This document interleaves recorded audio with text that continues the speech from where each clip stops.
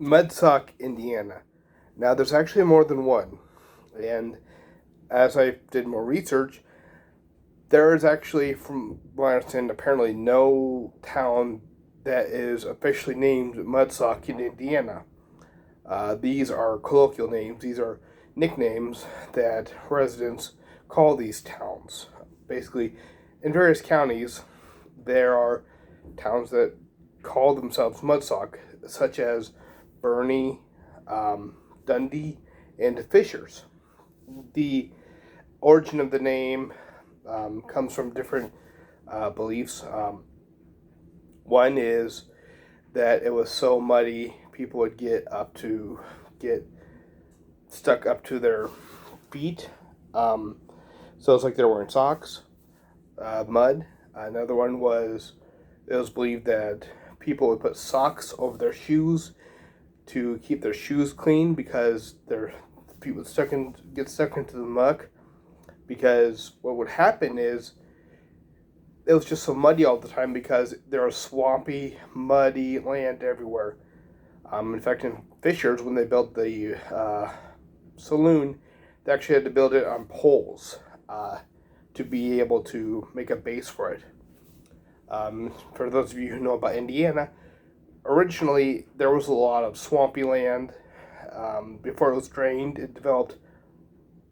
Actually, we have a lot of drainage ditches still in Indiana that help to maintain the land. But originally, there was a lot of swampy land in Indiana. So, in these areas, there was a lot of swampland, and there's even a town in Ohio where they claim that the name Mudsock came from the mud getting up to the horse's ankles, and it would look like they were wearing brown socks. So, people believing they would get. So it could be people wore their socks over their shoes to keep their feet or their shoes from getting dirty.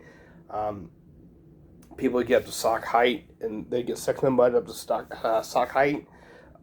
Horses would look like they're wearing brown socks. Sorry, there are different beliefs as to where the name came from.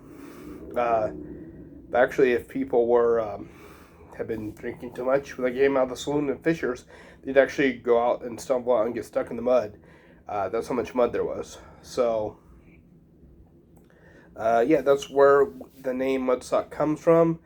Like I said, if you are traveling and you go to Mudsock or something, and you're looking for Mudsock, you may have to be careful because there are multiple Mudsocks in Indiana, and that's not even the proper name. So, if you try looking it up on a maps, you won't find it on a map because it's just a nickname. And even if you find it online, Mudsock, you won't necessarily know which Mudsock you're looking for unless you know which county it's in. But yeah, that's a little bit about Mudsock, Indiana. And look forward to the next episode. We're going to talk about Weird Indiana again.